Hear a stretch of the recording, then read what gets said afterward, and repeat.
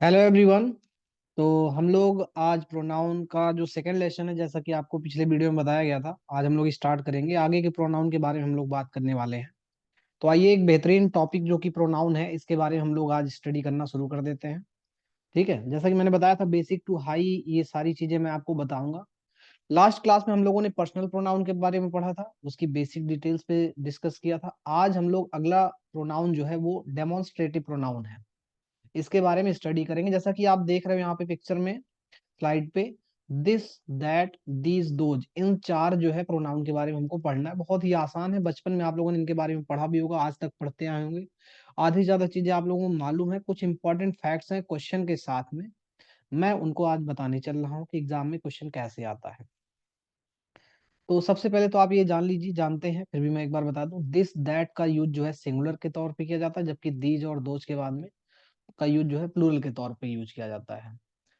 अगर बात करें हम लोग दिस दैट की, तो इसके बाद में आने वाला जो नाउन होता है वो सिंगुलर होता है।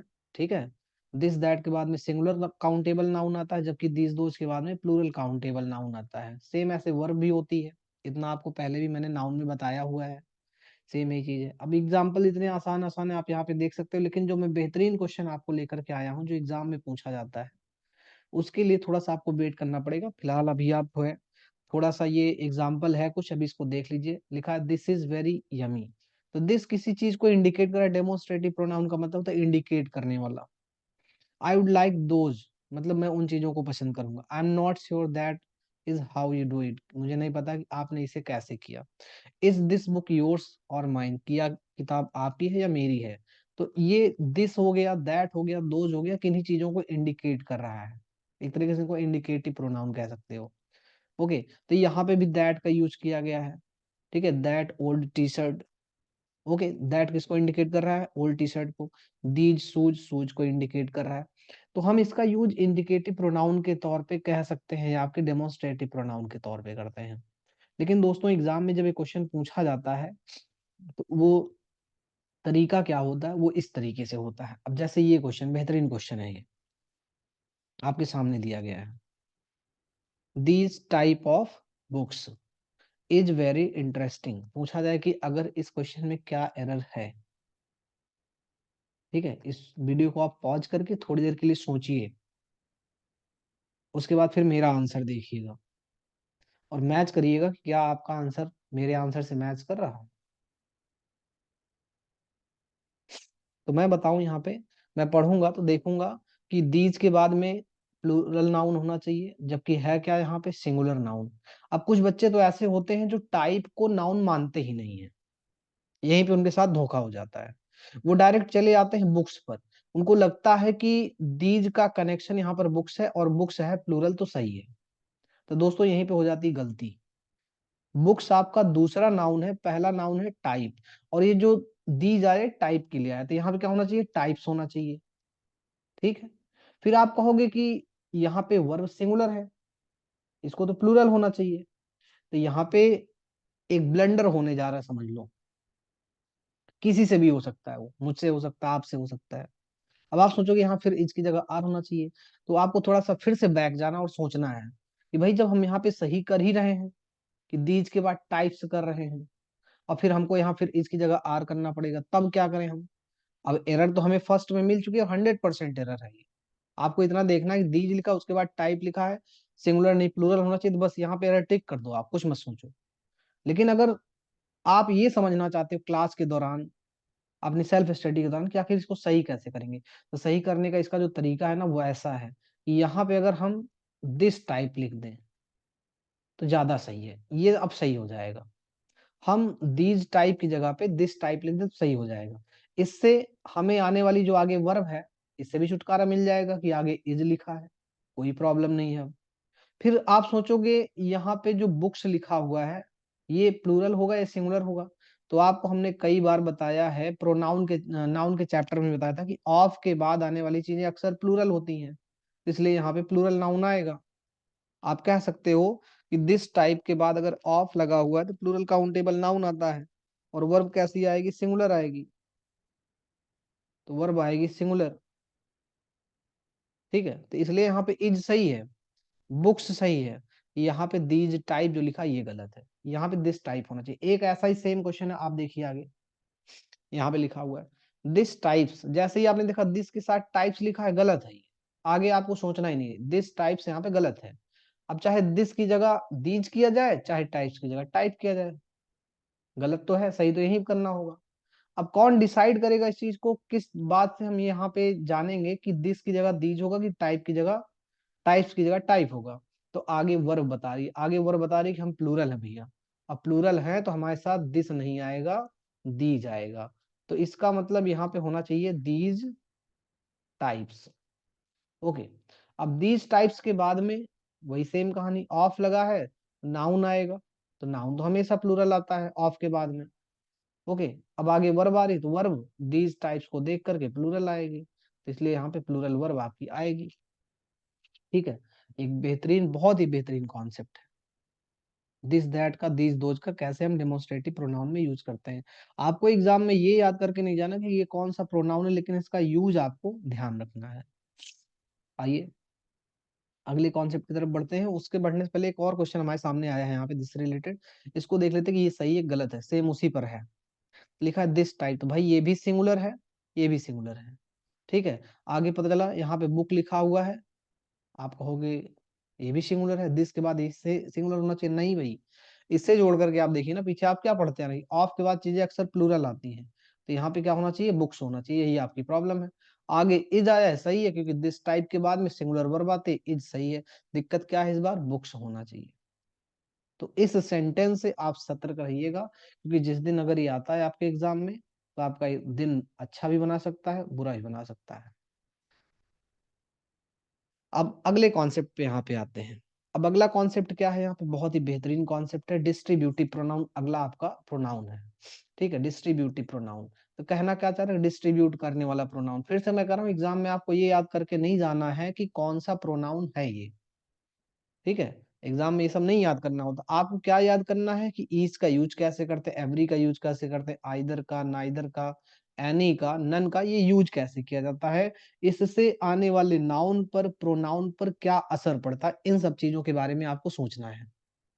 ठीक है, तो इनके बारे में जरा हम लोग जानते हैं, ईच एवरी के बारे में क्या होता है। मैंने नाउन में भी, ये बहुत बेहतरीन वर्ड है, ऑलराउंडर वर्ड है, नाउन में आपको मैंने बताया हुआ है, उसकी वीडियो डिस्क्रिप्शन में पड़ी हुई, उसको आप देखना चाहते हैं तो उसको आप देख सकते हैं। नाउन एक बहुत बेहतरीन टॉपिक है। ठीक है, नाउन को देखने के बाद ही आप इस टॉपिक को आप पढ़े, ज्यादा अच्छा रहेगा। जिन बच्चों ने नाउन का टॉपिक नहीं पढ़ा है, वो बिना नाउन को पढ़े प्रोनाउन अगर पढ़ रहे हैं, दिक्कत होगी उनके लिए फिर। तो each, every, either, neither, any, none, ये 6 वर्ड हैं जिनको हम डिस्ट्रीब्यूटिव प्रोनाउन कहते हैं। अब कहानी क्या है इनके साथ में दोस्तों, इनके साथ कहानी ये है कि अगर डायरेक्ट कोई नाउन आएगा तो वो सिंगुलर नाउन होगा। अगर इनके बाद में डायरेक्ट नाउन आ रहा है, जैसे ईच स्टूडेंट, तो सिंगुलर होगा। ईच बॉय, ईच गर्ल, ठीक है, आइदर गर्ल, आइदर बॉय, तो इनके बाद में सिंगुलर नाउन आएगा। और वर्ब आएगी तो वर्ब भी आगे सिंगुलर आएगी। आगे कोई प्रोनाउन आ रहा है तो वो भी सिंगुलर आएगा। ठीक है, मतलब इनके बाद जो भी चीजें आएंगी सब सिंगुलर आएंगी। लेकिन एक दूसरा कॉन्सेप्ट है कि अगर आप ऑफ लगा देते हैं इन वर्ड्स के बाद में, तो अभी मैं पीछे बताते आ रहा हूं कि ऑफ लगाने से आने वाला नाउन क्या होता है, प्लूरल होता है। देखो यहाँ पे भी ये कॉन्सेप्ट फॉलो कर रहा है, वही चीज आप, एक बार मैंने बता दिया, उस चीज बार बार फॉलो कर रही है। तो आपको क्या करना है, इस चीज को याद कर लेना है कि ऑफ के बाद आने वाला नाउन क्या होता है, अक्सर प्लूरल होता है। फिर आगे बढ़ रहे हैं तो वर्ब तब भी सिंगुलर आ रही है, क्यों, क्योंकि वर्ब तो इन्हीं वर्ड्स को फॉलो करेगी ना, ना कि इस प्लूरल नाउन को। वर्ड पहले वाले नाउन को या प्रोनाउन को फॉलो करती है, तो ये सब आपके प्रोनाउन है, तो इन्हीं को फॉलो करेगी वर्ब। वर्ब अभी भी सिंगुलर रहेगी। प्रोनाउन, प्रोनाउन आपका जैसा, जैसी वर्ब होती है सेम वैसा आपका प्रोनाउन भी होता है। अगर वर्ब सिंगुलर है तो प्रोनाउन भी सिंगुलर होगा। यहाँ पे भी देख लीजिए, वर्ब सिंगुलर है, इसके बाद आने वाला प्रोनाउन भी सिंगुलर होगा। ठीक, तो ये आपको याद रखना, each, every, either, neither, any और नन की कहानी क्या है, कि इनके साथ सारी चीजें प्लूरल होती हैं, बस एक चीज, सॉरी, सारी चीजें सिंगुलर होती हैं, बस एक चीज प्लूरल होती है, वो भी क्या, नाउन। और वो भी तब जब ऑफ लगा देते हो तब, नहीं तो नाउन भी सिंगुलर होता है अगर ऑफ नहीं लगाओगे। तो देखते हैं यहाँ पे कुछ सेंटेंस इन वर्ड से रिलेटेड। लिखा हुआ ईच न्यू। अब ईच न्यू, आगे ऑप्शन दिया गया है day, days, either could be used here, कि दोनों में से कोई भी यूज हो सकता है। तो भाई ईच के बाद में ऑफ आ रहा है, नहीं आ रहा है, तो ईच के बाद अगर कोई नाउन आएगा, डे आएगा, डेज आएगा, पता किया जाए, तो इसके बाद ऑफ तो आ नहीं रहा है, तो ऑफ नहीं आ रहा तो भैया प्लूरल नाउन नहीं आएगा। ठीक है, यहाँ पे आएगा सिंगुलर नाउन, तो इसका मतलब ये ऑप्शन भी नहीं होगा, each can not be used here. Okay, तो इसका मतलब पहला ऑप्शन आपका है। आगे देखिए यहाँ पे वर्ब आ रही, वर्ब भी सिंगुलर है, तो each new day is different in some way, कि हर नया दिन किसी ना किसी तरीके से अलग होता है, अच्छा होता है।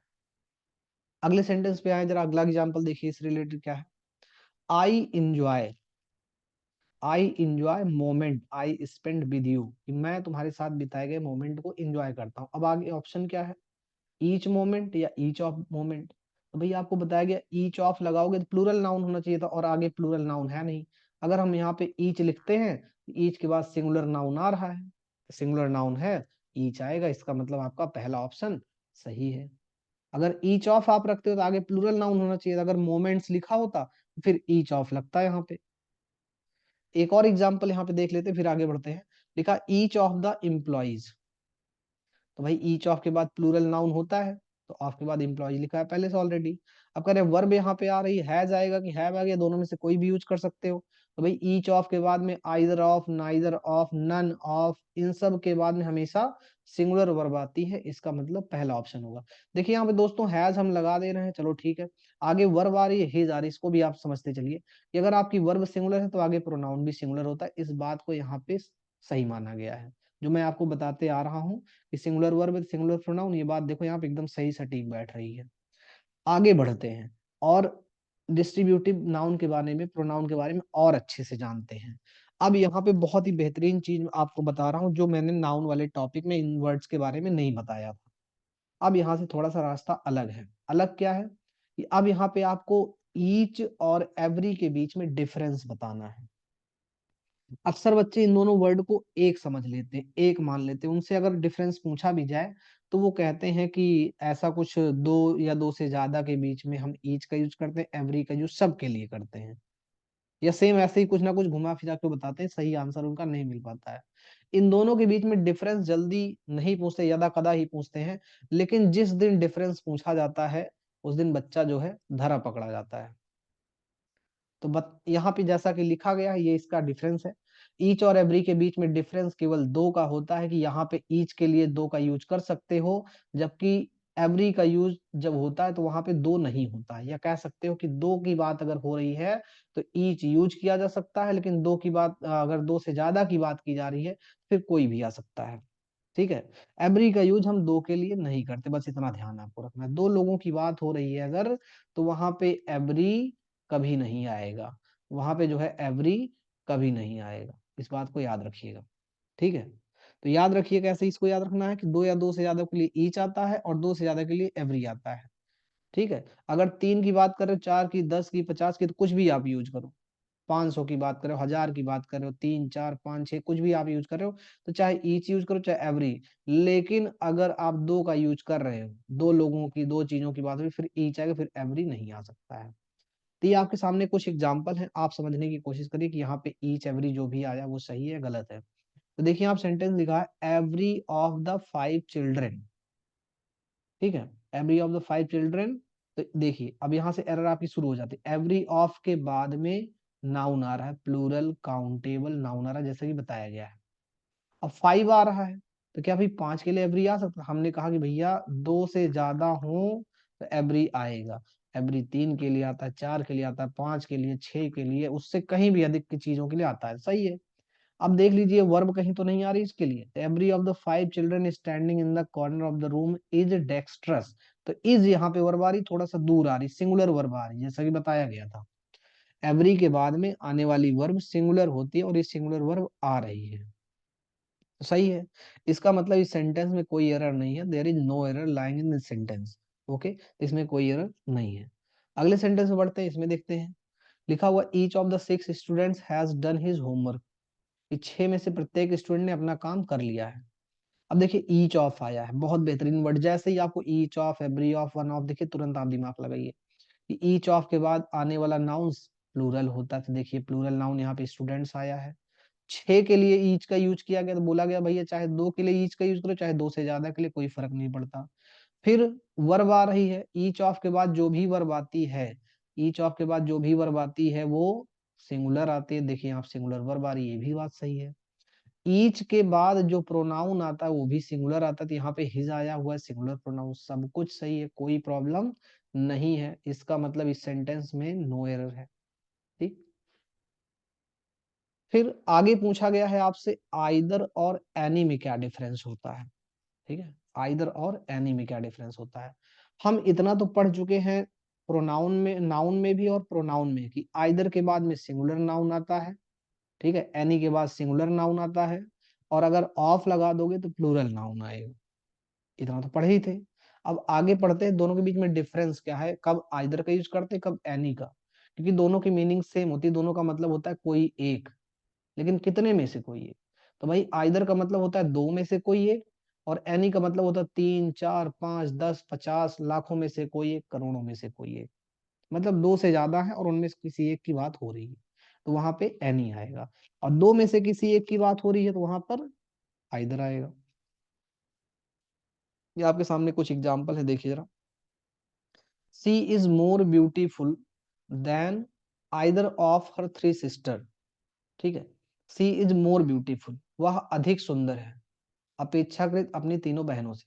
ठीक है, अपनी तीनों बहनों में वो अधिक सुंदर है। तो भाई आइदर ऑफ थ्री लिखा है, तो आइदर ऑफ के बाद में अगर तीन आ रहा है तो इसका मतलब गलत क्या है, आइदर यहाँ पे गलत है। ओके, आइदर ऑफ के बाद में प्लूरल नाउन आना चाहिए, तो सिस्टर्स यहाँ पे प्लूरल नाउन है, लेकिन यहाँ पे आइदर खुद गलत है। यहाँ पे हम इसकी जगह पे एनी लिखेंगे, यहाँ पे इसकी जगह एनी हो जाएगा, any of her three sisters. ये चीज आपको ध्यान रखनी है, बहुत इंपॉर्टेंट कॉन्सेप्ट है डिस्ट्रीब्यूटिव प्रोनाउन। इसमें नाउन, प्रोनाउन, वर्ब और नंबर को भी जोड़ दिया गया, कि तीन के लिए कि दो के लिए। तो कई सारे कॉन्सेप्ट अपने आप में समेट करके चल रहा है, बहुत अच्छा है, बहुत इंपॉर्टेंट है, इसको अच्छे से समझ लीजिए। Next sentence, any of the two wifes, दो में से कोई एक वाइफ। तुरंत आपका दिमाग चलना चाहिए, भाई एनी वन का यूज तो हम दो से ज्यादा के लिए करते हैं, बात यहाँ पे दो की हो रही है। अब प्रॉब्लम क्या है, यहाँ पे कौन से पार्ट में रह रहे हैं, यहाँ पे दो को हटा के तीन लिख दें, या फिर यहाँ पे एनी को हटा करके हम आइदर लिख दें। ठीक है, तो यहाँ पे भले यही रहेगा आपके पास कि एनी को हटा करके आइदर लिख दीजिए, क्योंकि हम अल्टरनेटिव्स को चेंज करते हैं। जो आपको सिखाया जा रहा है, जो आपको पढ़ाया जा रहा है, कभी कोई टीचर नहीं कहता दो कटा के तीन कर दो, कभी किसी किताब में नहीं लिखा कि दो कटा के चार लिख दो, नहीं। नंबर को कभी भी हम चेंज नहीं करते, नंबर को कभी गलत नहीं ठहराते हैं, नंबर के बेसिस पर हम वर्ड्स को चेंज करते हैं। तो either of the two wifes, wife देखो प्लूरल बन गया है, क्योंकि आइदर ऑफ के बाद में प्लूरल नाउन आता है। और आगे वर्ब आ रही डिमांड्स, डिमांड में देखिए एस लगा हुआ, एक सिंगुलर वर्ब है, तो डिमांड्स आया है, सही है। Either of the two wifes demands to go to the cinema, कि दोनों में से कोई एक वाइफ जो है सिनेमा जाने की डिमांड कर रही है। फिर आगे डिस्ट्रीब्यूटिव प्रोनाउन में ये दो वर्ड बचे हैं, ये भी बहुत इंपॉर्टेंट है। मैंने कहा छह वर्ड हैं, छह में से चार हो गए, दो ये बचे हैं। नाइदर और नन, दोनों की मीनिंग सेम होती है दोस्तों। नाइदर का मतलब भी होता है कोई नहीं, नन का मतलब भी होता है कोई नहीं। फिर दोनों में डिफरेंस किस चीज का है, दोनों में डिफरेंस इस बात का है कि इसका मतलब होता है दो में से कोई नहीं, और इसका मतलब होता है 3 4 5 6 7 10 50 लाखों करोड़ों में से कोई नहीं। ओके, मतलब दो से ज्यादा नंबर है और उसमें से कोई नहीं। तो इनमें यही डिफरेंस है कि वहां पे दो आता है, यहाँ पे दो नहीं आता है। अब देखिए यहाँ पे एग्जांपल दिया गया, none of the two sisters. तुरंत यहाँ पे अगर नंबर दिया गया और नंबर इनके अनुसार नहीं है भाई, ठीक है, नंबर दिया गया और नंबर इनके अनुसार नहीं है, तो ये खुद अपने आप में गलत है। और अगर नंबर ना दिया हो तो तब क्या होता, फिर तब ये सही रहते, फिर इनमें कोई गलती नहीं है। अगर नंबर दिया तो नंबर दिया रहेगा तभी इनको सही गलत कर सकते हो, नहीं तो हमेशा समझ लो सही है। फिर जो गलती होगी वर्ब में होगी, नाउन में होगी, प्रोनाउन में होगी, लेकिन इनमें नहीं होगी। तो यहाँ से नन हट जाएगा, क्या बन जाएगा यहाँ पे, नाइदर, क्योंकि यहाँ पे बात दो की हो रही है। तो neither of two sisters has, देखिए वर्ब आई है सिंगुलर आ गई, क्योंकि आगे वर्ब सिंगुलर होनी चाहिए जैसा बताया गया था, तो हैज आया है। आगे हर ट्यूशन फीस, प्रोनाउन भी सिंगुलर है, यहाँ तक किसने जेंडर का भी ध्यान रखा है कि सिस्टर्स की बात हो रही है, तो हर आया, ये भी सही है। बस दिक्कत एक हो गई फर्स्ट ऑप्शन में कि नन की जगह नाइदर होना चाहिए। ये अगला सेंटेंस लिखा है, mister Sharma, mister Sharma is a university professor. But neither of his three son, ये लिखा है, but neither of his three sons is eligible for any post, कि तीनों में से उनका कोई भी बच्चा जो है किसी पोस्ट के लिए एलिजिबल नहीं है। तो नाइदर यहाँ पे आया और आगे नंबर दिया हुआ है 3, तो भाई 3 के लिए हम लोग कभी भी नाइदर का यूज नहीं करेंगे। यहाँ पे अच्छा यही होगा कि नाइदर की जगह क्या हो जाए, यहाँ पे नन हो जाए तो ज्यादा अच्छा है। ठीक। और आगे आप देख रहे हैं इज आया है, किसको देख करके, नाइदर ऑफ को देख करके, कि neither of his three sons is eligible for any post. तो बाकी सब सही है, नाइदर की जगह नन कर देना है। तो दोस्तों, आपको ये सेशन कैसा लगा, कमेंट करके आप सब लोग जरूर बताइएगा। चैनल को अगर सब्सक्राइब नहीं किया आप लोगों ने तो इसको सब्सक्राइब कर लीजिए, अपने दोस्तों के बीच में भी शेयर करिए। Thank you so much for watching this video.